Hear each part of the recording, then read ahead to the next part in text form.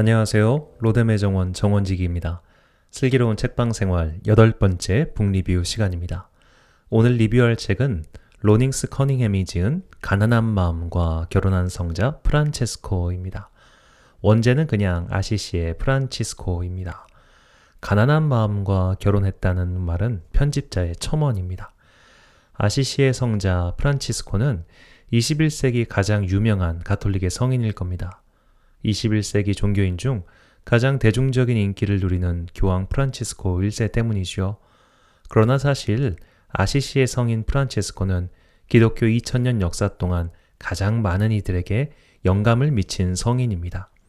이 책에서 소개하길 1992년 타임지는 21세기를 앞두고 지난 1000년 동안 인류사에 가장 많은 영향을 미친 인물들을 분야별로 소개했습니다.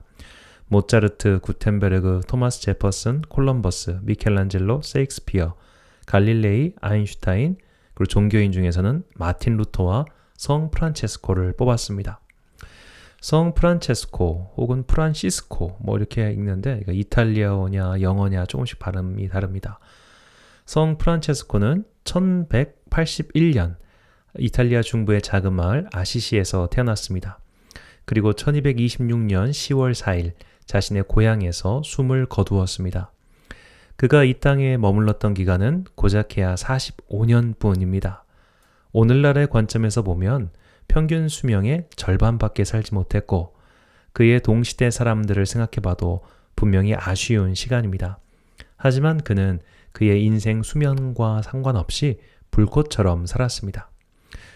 우리가 영원이라는 시간에 자신의 인생을 잇대어 살 수 있다면 이 땅에서 삶의 길고 짧음에 그리 연연하지 않을 겁니다. 영원을 상상하지 않더라도 한 번도 역사 5000년에 비한다면 이 땅에서 부귀영화를 누리던 명예와 권세를 누리던 그런 것들이 뭐가 그리 중요할까요?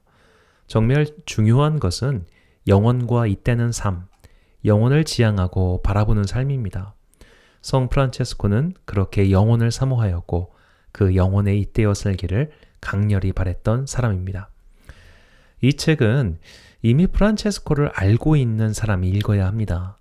최소한 그의 전기를 한 번이라도 읽지 않은 사람은 전기를 읽은 후에 이 책을 읽을 것을 권고드립니다. 이 책은 노트르담 대학의 신학부 교수인 로닝스 커닝햄의 책으로 기본적으로 신학서적입니다.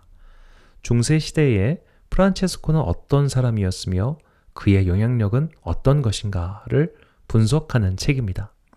시간대별이나 주제별로 친절하게 구성된 책이 아니기 때문에 프란체스코란 인물에 대해서 처음 접근하는 사람에게는 다소 불친절한 책입니다. 제가 그동안 읽었었던 프란체스코의 전기는 보나벤투라의 아시시의 성인 프란체스코와 니코스 카잔차키스의 프란체스코입니다. 보나벤투라의 전기는 종단의 성인인 프란체스코를 기적과 함께 그리고 있다면 카잔차키스의 프란체스코는 소설의 기법을 통해 프란치스코라는 인물을 보여줍니다. 일종의 논픽션이라고 할 수 있죠. 그러다 보니 두 책 모두 연대기적 순서에 따라서 기록하는 것에 큰 의미를 두지 않았습니다. 그리고 그 시대 속에서 프란체스코란 사람과 그 행적을 입체적으로 그리진 않았습니다. 매우 주관적인 기록이라고 할 수 있죠. 그에 반해 이 책은 최대한 그가 살았던 시대와 그의 행동으로 인한 영향을 그리고 있습니다. 그래서 이 책은 프란체스코란 사람에 대한 연구서라고 할 수 있죠. 총 8장으로 구성되어 있는데 마지막 장은 총평이면서 1장부터 7장까지는 프란체스코의 생애를 따라 만들었습니다. 이 프란체스코란 이름은 어린 프랑스인이라는 뜻입니다. 그의 아버지인 피에트로가 직물 거래를 위해 자주 프랑스를 방문했던 것이 영향을 미쳤다라고 저자는 추측합니다. 확실히 그의 아버지는 그의 아들이 자신의 대를 이어서 상인이 되기를 바랬습니다. 프란체스코는 아시시에선 부유한 상인 계층으로 태어났습니다. 아시시란 마을이 지금도 굉장히 작은 마을입니다. 그런 작은 마을에서 그냥 부유한 상인이라고 해봤자 사실 이탈리아 전체를 비춰봤을 때도 얼마나 부자였겠습니까? 그래서 프란체스코는 읽고 쓰는 법을 배우긴 했지만 도시로 가서 유학을 한 그런 고등학문을 배운 사람은 아닙니다. 그 당시에 초보적인 정규 교육만 받았을 뿐이죠. 이 프란체스코의 시대를 이해하는데 굉장히 중요한 것이 바로 십자군 전쟁입니다.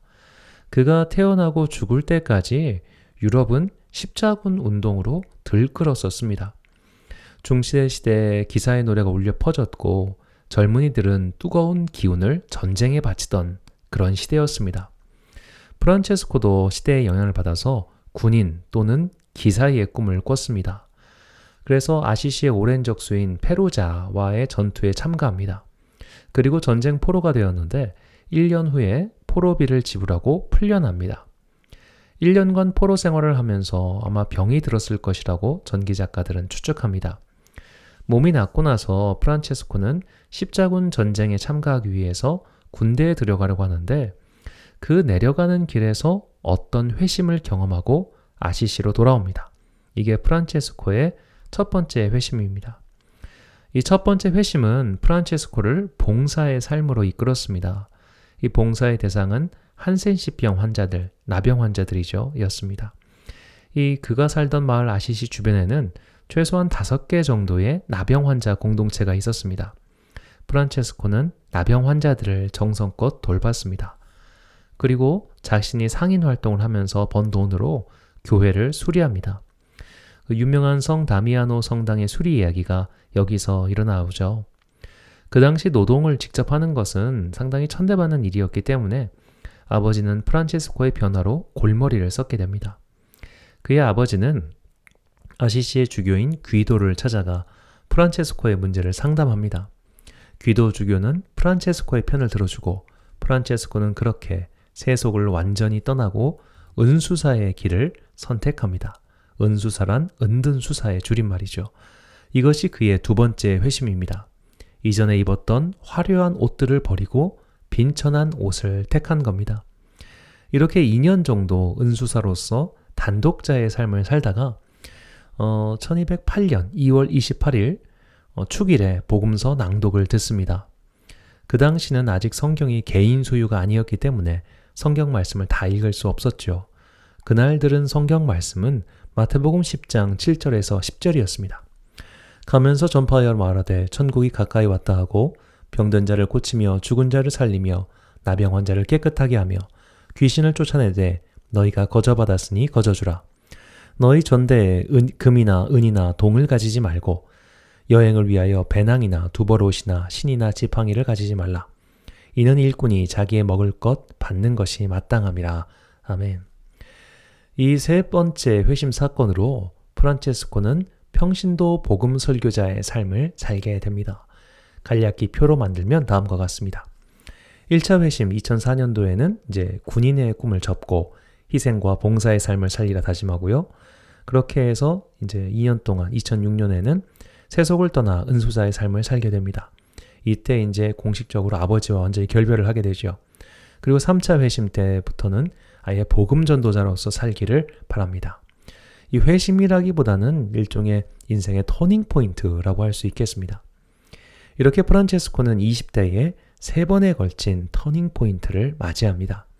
그리고 마지막에 선택한 삶을 인생 끝날까지 관철합니다. 1, 2차 회심과 3차의 가장 큰 차이는 1, 2차는 일종의 혼자서 하는 삶의 변화였다면 3차부터는 공동체적 삶으로 변화라고 할 수 있습니다. 그동안 프란체스코는 혼자서 하는 삶을 살았습니다. 재산을 포기하고 은둔하고 기도하고 나병 환자들을 돌보며 다녔습니다. 하지만 3차 회심부터는 그리스도 예수의 사랑을 전하려 다니기 시작합니다. 그의 행보와 더불어 크게 달라진 것은 그와 함께하는 사람들이 생겼다는 겁니다. 그가 복음 전도자의 삶을 시작한 지 1년, 그와 함께하는 11명의 회원이 생깁니다. 여러 명이 모였기 때문에 모임의 규칙이 필요했습니다. 프란체스코는 2009년 교황 이노첸시오 3세를 방문하여 그들의 규칙에 대해서 구두로 승인을 얻습니다. 이 구두 승인은 그 시대에 비춰봤을 때 굉장히 큰 의미를 지니고 있습니다. 그것은 프란체스코가 교회 안의 신자임을 확증한 것이기 때문이죠. 프란체스코 당시에도 위대한 은수사들, 탁발자들이 있었습니다. 프랑스 남부 리옹 출신의 페트레스 발데스가 대표적인 사람이죠. 그는 1171년에 자신의 전 재산을 털어 가난한 이들에게 나눠줬고 평신도 설교사로서 공동체를 이끌었습니다. 그들은 가톨릭 교회를 인정하지 않았습니다. 이 발데스의 공동체는 참된 교회는 사도적 삶에서 나오는 것이지 사도적 계승에서 나오는 것이 아니다 라고 말하며 가톨릭과의 선을 분명히 그었습니다. 그래서 발데스파는 이후 지독한 탄압을 받게 됩니다. 프란체스코와 발데스의 차이점이 여기에 있습니다. 프란체스코는 가톨릭 교회 안에 있었습니다. 탁발도 했고 설교도 똑같이 했습니다. 그러나 발데스파가 기존의 교회와 마찰을 일으켰다면 프란체스코파는 그렇게 하지 않았습니다. 발데스 공동체는 해당 지역을 맡고 있는 교회와 아랑곳하지 않고 설교하고 구걸하고 봉사했다면 프란체스코파는 먼저 해당 교회의 허락을 받은 후 활동했습니다. 이것이 가장 큰 차이입니다. 그래서 프란체스코는 살아있을 동안 교황의 허락을 구했고 수도 규칙을 얻은 후 활동했습니다. 이 단체의 활동상을 프란체스코 작은 형제회를 저자는 다음과 같이 설명합니다. 초기의 자료들은 이들을 동아리로 지칭하는데 라틴어로 묶는다는 뜻의 레리가르는 특정한 방식의 종교적 관례를 따르는 사람들을 일컬을 때 사용했다. 이 동아리를 어떻게 표현해야 할까? 아주 간단하게 말해 청빈한 삶에 자신을 바치고 스스로를 가난한 이들 및 소외된 이들과 동일시하고 대중적인 설교를 하고 순행을 지향하는 동시에 숨어서 수도하는 삶을 갈망하고 물건과 수입과 재산과 기부금의 취득에 강하게 저항하는 삶을 택한 평신도와 사제들이 어우러진 공동체였다. 그들은 생계비를 벌기 위해 노동을 했고 노동이 여의치 않을 때에는 탁발에 나섰다. 그들의 옷은 극빈자와 다를 바 없었다. 그들은 맨발로 다니거나 아주 수수한 샌들을 신고 다녔다. 이 내부로 남아서 개혁하는 자들과 외부로 나가서 개혁하는 자들, 어느 쪽이 옳다 그르다라고 말하기는 참 어렵습니다. 예를 들자면 이 존 웨슬리를 들 수 있겠는데요. 그는 평생 성공의 사제로 살다가 성공의 사제의 정체성을 갖고 죽었습니다. 그러나 오늘날 웨슬리의 후예를 자처하는 감리교회와 성길교회는 성교회와는 아무 상관이 없지요. 성공의 밖으로 나온 웨슬리의 후예들이 잘못되었다고 말할 사람들은 아마 성공의 사람들밖에 없을 겁니다. 마찬가지로 가톨릭 교회의 전통 밖으로 나간 종교개혁자들의 후손을 가리켜 나쁜 놈들, 배신자들이라고 말할 자들도 가톨릭 교도밖에 없을 거죠. 외부로 나간 사람들은 내부자들에게 배신자죠. 그래서 사도 바울도 유대교도의 집요한 추격을 받은 것입니다. 프란체스코는 딱히 중세 가톨릭 교회를 바꿔야 한다는 생각을 품은 적이 없습니다. 그는 그저 예수와 가장 가까운 삶을 살고 싶었을 뿐입니다. 그렇게 강하게 열망하고 살았습니다. 그러자 세상이 좀 움직이기 시작했습니다. 교황의 인가를 얻은 후 8년 뒤엔 1217년 5월 5일에 첫 번째로 프란체스코 작은 형제회의 총회가 열리는데 참가 인원이 5,000명이 넘었습니다.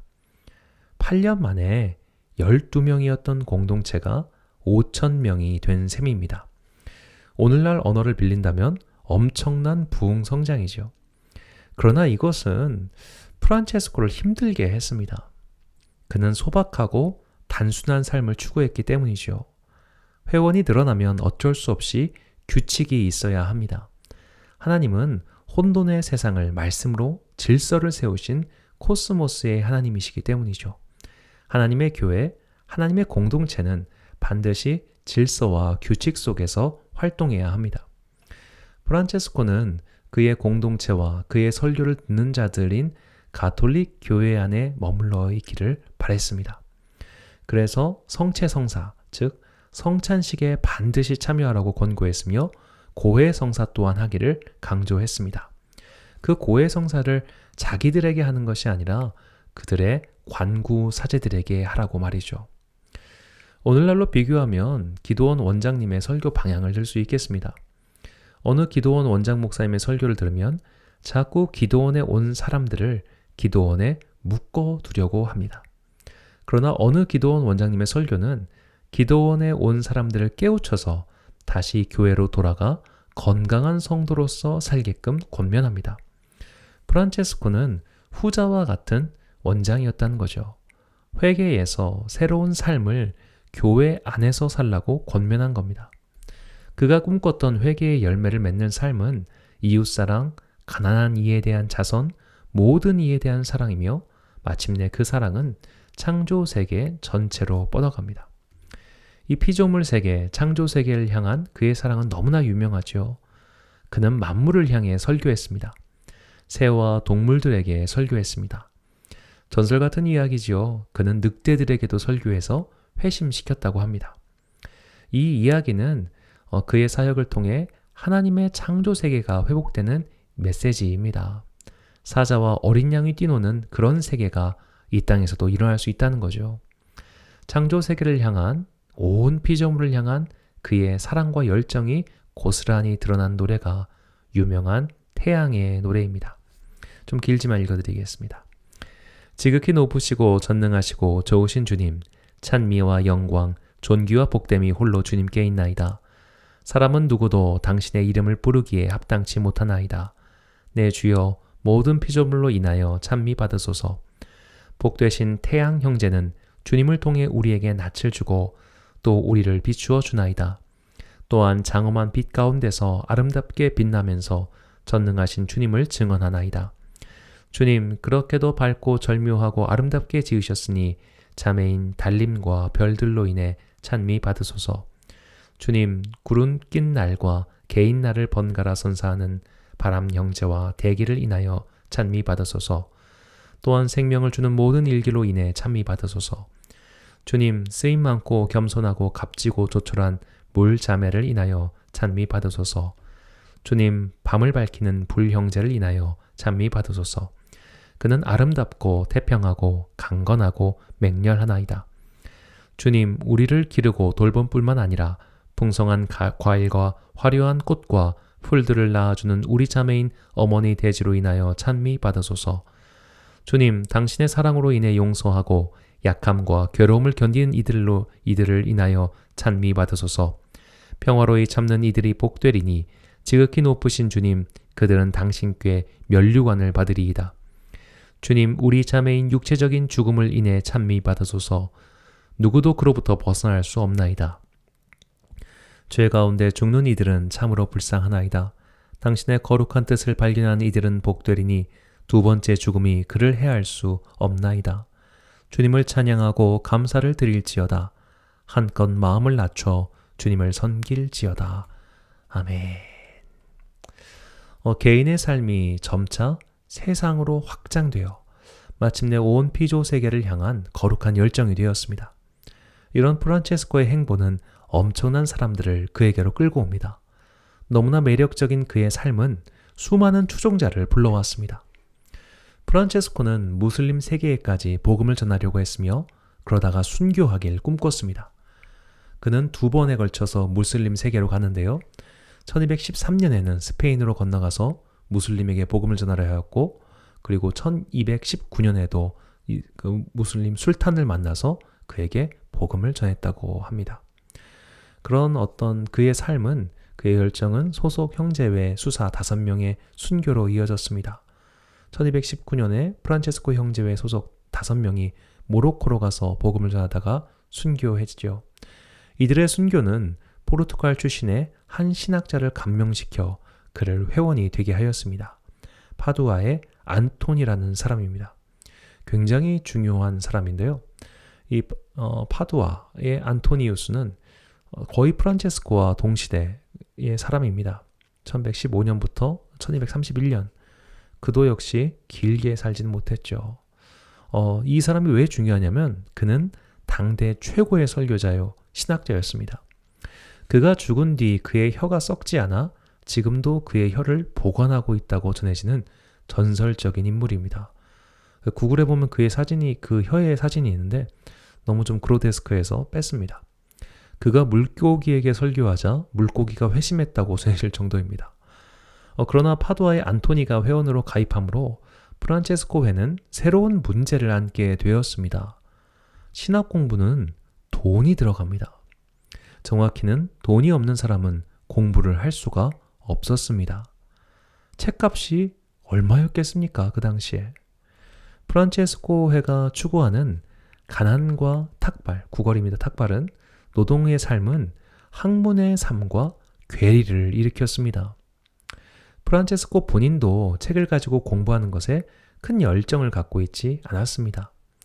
프란체스코는 거룩한 가난을 포기하면서까지 학문에 매진해서는 안 된다고 경고합니다. 학문 연구는 책을 소유하게 하고 교육받은 엘리트들과 교류하게 하고 학문 연구에 필요한 기반 시설을 요구하기 때문입니다. 그럼에도 불구하고 프란체스코는 다음과 같은 말을 덧붙이며 안토니의 신학 공부를 승인합니다. 그대가 이런 종류의 연구를 수행할 때 회칙에 있는 대로 기도와 헌신의 영을 소멸시키지 않는다면 나는 그대가 형제들에게 거룩한 신학을 가르치는 것을 기쁘게 받아들이겠습니다. 이 안토니 이후 많은 지식인들이 프란체스코의 작은 형제에 들어옵니다. 그가 세상을 떠난 지 얼마 되지 않아 많은 이들이 중세의 학문 중심지였던 파리 대학의 교수가 됩니다. 그의 전기를 쓴 보나벤투라부터 눈스 스코투스, 오캄의 윌리엄 같은 이 중세 신학사에서 이름을 날린 자들이 많았습니다. 그래서 프란체스코의 수도사인 자코 본느는 이런 시를 남겼습니다. 그것은 수도 회칙의 정신이라고는 조금도 남겨놓지 않는다. 슬픔과 비탄 속에서 나는 파리가 아시시의 돌 하나하나를 파괴하는 것을 본다. 그들은 그들의 신학으로 교단을 구부러진 길로 이끈다. 이 프란체스코 형제의 출신 신학자들은 현학적이고 관념적인 스콜라 신학의 대부들이었습니다. 이 신학의 주류를 이끌는 자들이 프란체스코 형제의 사람들이었다는 건 굉장한 아이러니가 아닐 수 없습니다. 이 다양한 종류의 많은 사람들이 프란체스코의 밑으로 몰려들자 그동안의 단순한 회칙으로는 이 형제들을 통제할 수 없게 되었습니다. 그래서 1221년에 회칙을 새롭게 만듭니다.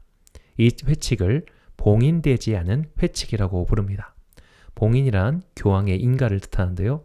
즉 인가받지 않은 회칙이라는 의미입니다. 이 회칙이 인가를 받지 못한 이유는 회칙이 너무나 설교조였기 때문입니다. 로마에서 법제를 다루는 사람들이 볼 때 너무나 뭉뚱그려하고 그냥 열정적이고 감정적인 언어로만 쓰여 있었죠. 그래서 너무 장황했기 때문에 법적인 용어가 아니었고 그래서 1223년에 개정된 회칙을 제출합니다. 이것을 인가된 회칙, 봉인된 회칙이라고 부릅니다. 이 회칙을 저자가 다음과 같이 12가지로 요약합니다. 작은 형제의 회칙과 생활은 순종 안에서 개인의 소유 없이 정결하게 살면서 우리 주 예수 그리스도의 거룩한 복음을 실행하는 것이다. 입회하려는 사람은 신실한 가톨릭 고도여야 한다. 또한 개인적 부의 포기, 지원자들과 순종을 서약한 공동체 형제들의 적절한 옷차림, 소박한 생활에 관한 규칙들을 지켜야 한다. 성모일과 단식, 소명을 이루기 위해 세상을 두루 다닐 때 지켜야 할 규칙들이 있다. 돈 사용을 금지한다. 노동의 의무와 의례 보수로 현금을 받는 것을 금지한다. 소유물을 갖지 않는다. 탁발을 해야 하며 병든 형제를 돌봐야 한다. 죄지은 형제들에게 주어야 할 보석에 관한 율법이 있고요. 총장 선출 규칙, 총장은 대표를 잘 말합니다. 총회에 대하여 설교를 위한 규정들, 그리고 훈계와 형절을 바로잡아줌에 대하여 여성들과의 교제 및 수녀원 출입 금지에 대한 법률이 있고요. 무슬림 및 비신자들에게 가기 전 받아야 할 허락이 있었습니다. 이 부분에서 이런 것 때문에 프란체스코는 개인적 어려움에 봉착합니다. 프란체스코는 조직을 가꾸거나 회칙을 만드는데 관심이 사실 없었습니다. 그리고 재능도 없었던 걸로 보입니다. 그는 자신의 직관과 소명을 따라 행동했을 뿐 이런 것들을 만들고 가꾸는 것은 다른 류의 달란트와 소명이 필요했습니다. 결과적으로 너무나 커진 형제회는 프란체스코를 되려 힘들게 만들었습니다. 그래서 1220년 그는 형제회의 총장을 다른 이에게 맡깁니다. 그 후 6년 후 그가 세상을 떠날 때까지 형제회의 일은 다른 사람에게 맡긴 채 그는 마지막까지 영성가요 탁발 수도자의 길을 걸어갑니다. 이는 오늘날 우리에게 큰 시사점을 던집니다. 우리나라 개신교회는 모든 것이 담임 목사 중심입니다. 담임 목사는 당회의 회장이 되어 교회의 행정을 맡아야 하고요. 많은 성도들이 담임 목사에게 바라는 게 뛰어난 영성가이며 설교가이며 행정가이며 교육가이며 봉사자이길 원합니다. 그러나 사실 이것들은 서로 양립하지 못할 때가 더 많습니다. 교회의 행정가는 딱딱하고 냉정해야 할 때가 많습니다. 행정일은 어떤 의미로 끝없이 고민하고 생각하기 만들기 때문에 목사로 하여금 영성 생활에 집중하지 못하게 합니다. 여러분의 목회자가 모든 일을 다 잘하면 슈퍼맨이면 좋겠으나 그런 일은 별로 없습니다. 그러나 다 갖추지 못했다고 해서 비교하거나 실망하지 마십시오. 프란체스코도 이쪽 일에는 소질이 없었습니다. 마하트마 간디 같은 사람도 프란체스코에게 깊은 영감을 받아 가난한 삶을 강렬하게 열망했다고 합니다. 그러나 간디의 추종자는 이런 신랄한 말을 남겼습니다. 그 노인이 그의 가난한 삶을 유지하기 위해 얼마나 많은 비용이 드는지 알았더라면. 개인은 가난한 삶을 택할 수 있습니다. 그러나 공동체는 그것을 택하기 매우 어렵습니다. 그래서 프란체스코는 점점 규모가 커지면서 복잡한 일이 많아지는 형제의 일을 대리자에게 위임한 뒤 계속해서 영적 진보를 향해 나아갑니다. 그의 진보를 알려주는 가장 유명하고 위대한 사건이 그리스도의 오상입니다. 1224년 10월 라 베르나산에서 프란체스코는 기도하는 중 손과 발에 못자국이 생기고 옆구리에 창자국이 생겼습니다. 이것을 그리스도의 십자가 성흔이라고 하죠. 그리고 이후 2년 후인 1226년 10월 4일 그는 마침내 그토록 사랑하던 주님의 품으로 돌아갑니다. 2026년은 프란체스코 선종 800주년이죠. 이 선종이 이제 복되게 인생을 마쳤다는 뜻인데 이런 좋은 말을 개신교회가 못 쓰는 게 좀 아쉽긴 합니다. 이 프란체스코란 인물에 대해서 이 저자는 성경 문자적 근본주의자라고 평합니다. 그에게 성경은 사유의 대상이 아니라 행군 명령서였습니다. 그는 명령을 받은 군인처럼 진격하며 살았습니다. 그에 따른 상급은 지상이 아닌 하늘나라에 있음을 확실히 믿고서 그는 살았습니다. 그는 하나님의 말씀에 위대한 연주자였습니다. 이 감리교 신학자 프란시스 영은 기독교인의 삶은 음악 연주와 비슷하다고 합니다. 악보는 성경이죠. 숙련된 연주자와 그렇지 않은 연주자는 확실히 차이가 있습니다. 하지만 무엇보다 중요한 것은 곡에 대한 주석과 곡에 대한 배경 설명이 아니라 곡을 연주하는 겁니다. 말씀은 실천하라고 주어진 것이지 묵상하고 주석하기 위해서 있는 것이 아니지요. 마지막으로 이 책 부록을 보면 너무나 유명한 평화의 노래가 프란체스코의 작품이 아니라는 다소 충격적인 내용이 나옵니다. 이 평화의 노래는 1913년 프랑스의 노르망디에서 발간하는 대중잡지에 익명으로 게재되었다고 합니다. 다만 이 시는 프란체스코 형제회의 이상을 잘 요약하고 있으며 우리 시대의 긴급한 현안에 대한 응답을 잘 드러내고 있다고 하여 형제회의 인정을 받았습니다. 실제로 아시시에 가보면 이 노래가 적혀있는 많은 것들을 팔고 있습니다. 평화의 노래 유명해서 읽어보겠습니다. 주여 저를 평화의 도구로 써주소서. 미움이 있는 곳에 사랑을, 상처가 있는 곳에 용서를, 의심이 있는 곳에 믿음을, 분열이 있는 곳에 통합을, 절망이 있는 곳에 희망을, 어둠이 있는 곳에 광명을, 슬픔이 있는 곳에 기쁨을 심게 하소서. 오 거룩하신 주님, 위로받기보다는 위로하며 이해받기보다는 이해하며 사랑받기보다는 사랑하게 하소서. 우리는 줌으로써 받고 용서함으로 용서받으며 죽음으로써 영원한 생명을 얻기 때문입니다. 이 책의 총평입니다. 이 책의 번역자는 유명한 청파교회 담임 목사님 김기성 목사님입니다. 제가 아는 한국의 목회자 중 가장 글을 잘 쓰는 목사님이십니다. 이분의 책들도 앞으로 리뷰할 겁니다. 이 책은 프란체스코의 연구 도서입니다. 프란체스코의 삶에 관심을 가진 분들이라면 읽어볼 가치가 충분합니다. 앞서 말씀드렸지만 이 책을 읽기 전 그의 전기를 꼭 읽으시기 바랍니다. 그렇지 않으면 이 책의 많은 부분이 이해되지 않습니다. 편집의 문제이겠지만 저자의 글이 워낙 널뛰기를 해서 프란체스코의 생애에 대한 개요가 없으면 그의 글의 흐름을 쫓아가기 어렵습니다. 이 책을 리뷰한 날이 10월 3일 프란체스코가 죽기 하루 전입니다. 저는 그동안 하나님께서 시와 때를 따라 책을 통해서 역사하심을 여러 번 경험했습니다. 우연히 고른 책이 시적절하게 주시는 메시지일 때가 얼마나 많았는지 모릅니다. 오늘 이 책을 통해 다시 그 경험을 하게 하신 주님을 찬양합니다. 슬기로운 책방 생활 8번째 북리뷰를 마칩니다. 시청해주신 로뎀 정훈의 친구들 감사드립니다.